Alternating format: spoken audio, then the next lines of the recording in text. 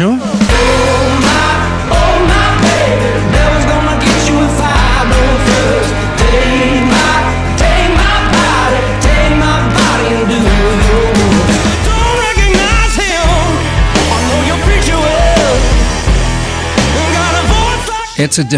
It's a different environment here for an artist to come through.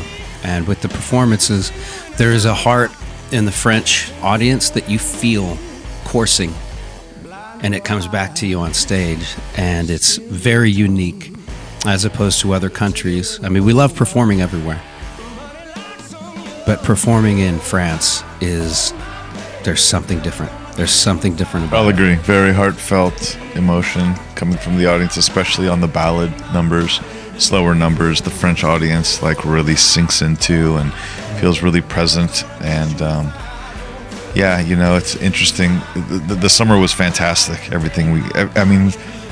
the last few years, I think everything we've done in France has just been really magical and special to us. Yeah, the love is reciprocated in a very genuine way. When we first did it, I think the first year me and Jay looked at each other and we went, we should play a couple or a few ballads here. Yeah, we should just give them all ballads. Yeah, because they've been getting their heads beat down all day. Hellfest. And we have to answer on this though. Yeah. And when we did play the ballads, what we found was the audience, all these heavy metalers crazy. Arm in arm, crying and doing lighters, and we thought they've been wanting this. Well, that's the thing about the metal community, is that the heart is very big. I think that Hellfest has been a really pleasurable experience each time, and we're looking forward to doing it again this year. We're going to be I think we have a whole bunch of we're going to be festivals playing a lot of France. festivals in France, and Hellfest is just another one of unique. It's a very unique festival, but it's great for us to get to, us being a rock and roll band, it's great for us to be on the bill with all of these other bands that make a really different type of music, but there's a common lineage, and it's good to be part of that.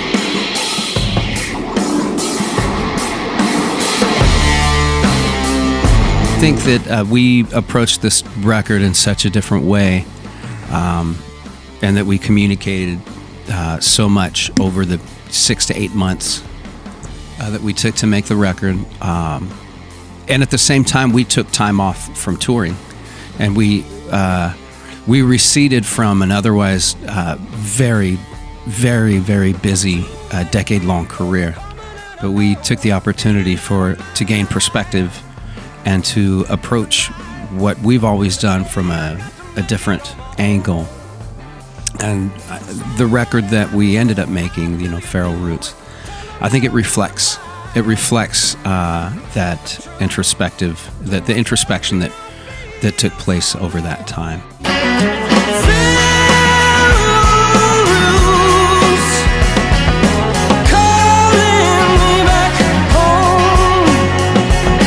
And it was still, we recorded in the studio very quickly, but we spent a lot more time writing.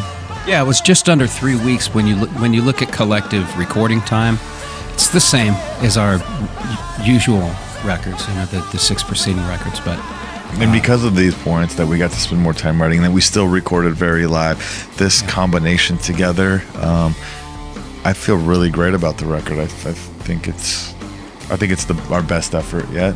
It's the best thing we've done. Yeah. Real proud of it. Yeah, and it's new, so everybody loves the baby. With the ship to the bottom like a stone. It's a special elixir drink that we drink every day, and it helps us make records. Absinthe. No, we actually made records. I hate to correct stats so much, but we actually have been making records about once a year, a record every year until our last record. And the reason the record took 2 years, it didn't take us 2 years, is because we finished Hollow Bones, our last album, and got on tour with Black Sabbath for 13 months. Yeah. And so that it threw a lapse in the rhythm that we had. But to answer your question though, how do we do that? I think really if it were up to us, we'd probably make a record every 5-6 months. But it takes a lot of money. It takes money to do that. And also you want... You have to service the world. Yeah, you have to tour on each record. Yeah. And for us, I think that we're aware that artistically you only have so much time, and that if you can make art, make it. So you feel that you're racing with the clock on your own existence to have a creative output and to make a statement and to see how fast your horse can run. So we would much rather make more music more often in terms of creating, but we're also fortunate enough to be able to tour on each record. And the record itself has two lives. There's the record that you hear when you put it on, That's what I was gonna and say. then there is how it gets to live and grow each night. And so playing it live, there's a gestation period, and you want to give those songs the opportunity. That's right. They take that on a way. new life. Yeah. They become something different.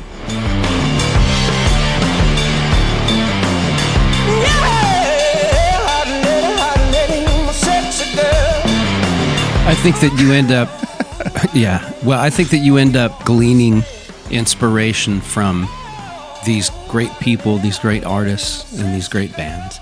I think that you're inspired to do your own work on what this whole creative timeline is. You know, the overview of what the art form is. I think that we've been fortunate to share the stage with these people, and knowing that you can be counted among, such heavyweights. I think that it inspires you, and it helps you to look at what you're offering and what sort of art you're creating and putting out there, and it makes you want to do all you can to keep that to toe the line and maintain your integrity, and to try to make the best art I agree with that. that you're able to. Yeah. These two bands you named specifically, it's the quality control in their catalogs and their live performance. It's so thorough that it's just that's the lineage that we want to contribute to and be included in. Absolutely. Yeah, that's right. It's no joke.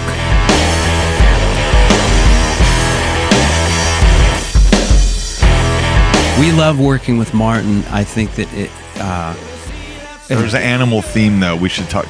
I want to talk about this, what you're going to say, but there is an animal theme, to answer the question quickly. There's a running theme on a few of our records. Even our logo started out with this kind of an idea, and there was something with hollow bones, and there's definitely something. I don't know. I think there's an... I think that we're like-minded in so many ways.